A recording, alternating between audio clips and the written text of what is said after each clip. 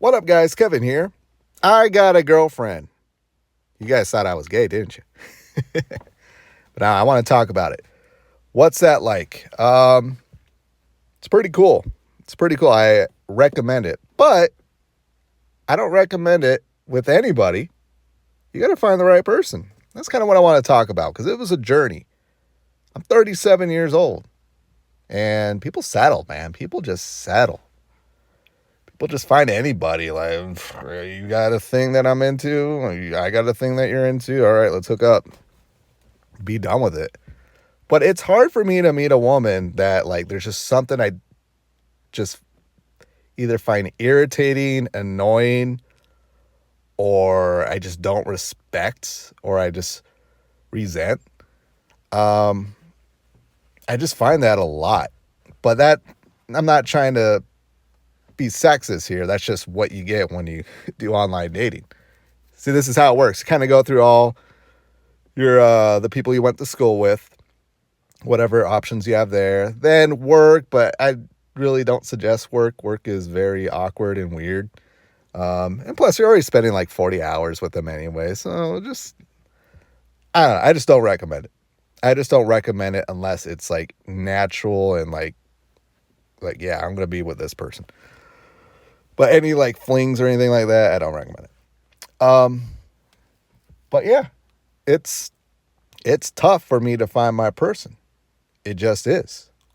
And luckily, like well over a year ago, we matched on one of those like online dating things. And I got to say, I had to lower my standards. I really had to lower my standards for her.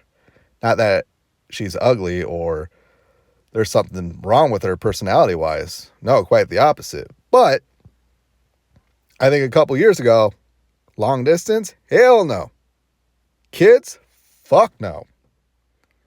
But again, once you get in your later 30s, every woman has kids. And even in your city, even a big metropolis like the Phoenix area, I mean, you don't still really don't have that many choices. You don't.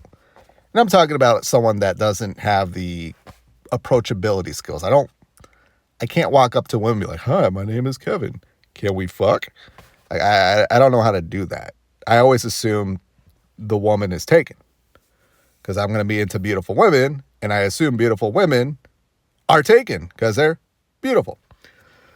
So, but yeah, but online dating, you just find the beautiful woman there, like I did, and I'm like, all right, distance wise, okay, not too far. I mean, I don't know if I would even consider it long distance. Is 100 miles long distance?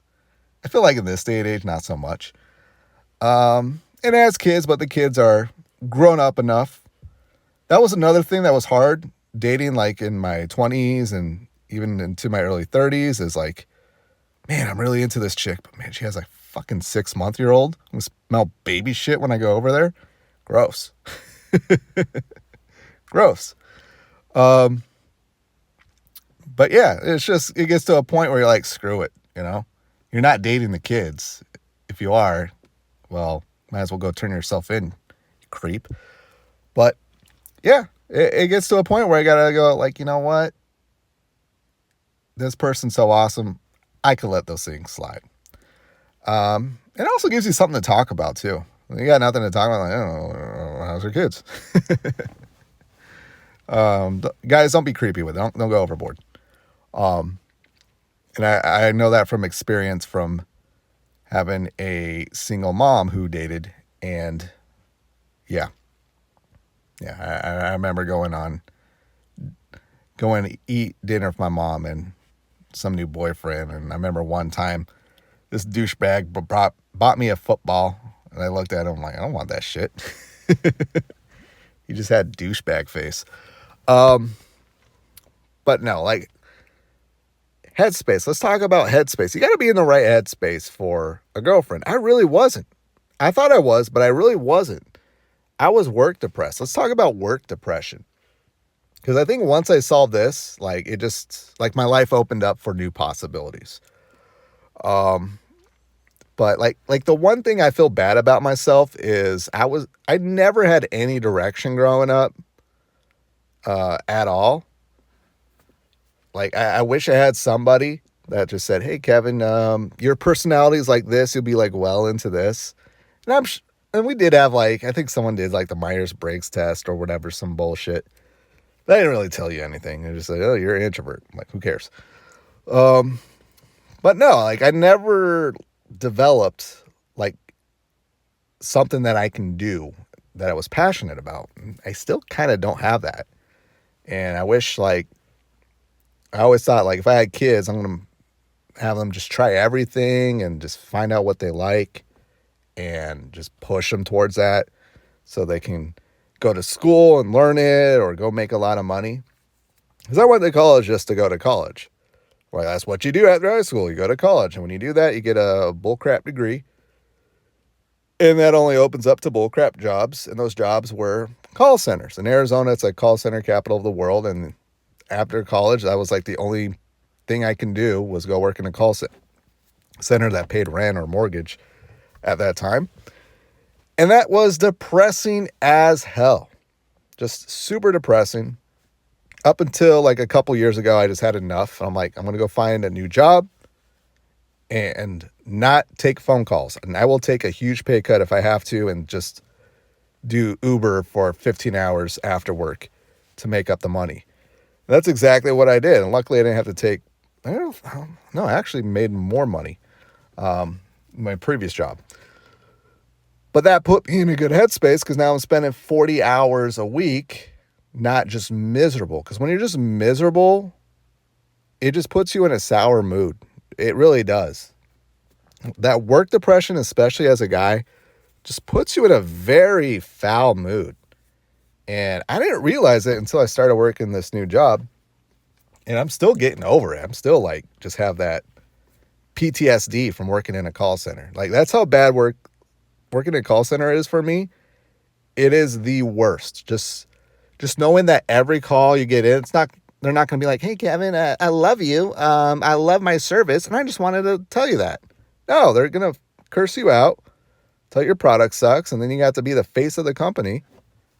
And even deep down, you're like, "Yeah, our product's shit," but you can't say that. But anyways, that is long gone. And I feel bad for myself. I feel really bad for myself for just being in that spot for a long time. And now I'm with a pretty good company that I like, and it just put me in a good headspace that I open myself to not just dating, but like, oh, maybe I can find someone and have confidence in myself to be a boyfriend again. And yeah, it happened. And I feel very lucky. I really do. So, knock on wood. Wake up tomorrow like, "It's over. I watched that video, you weirdo." No. But no, it's definitely like, oh, this person was made for me. It really is.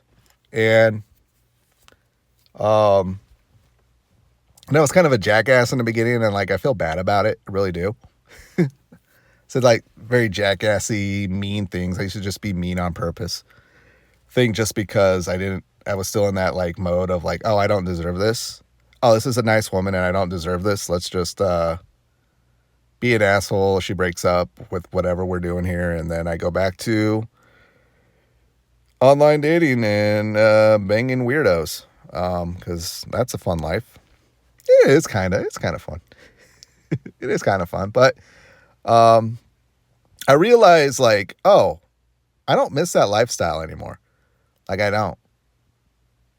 Like I feel bad for myself that I was in that space of like, just dating strangers.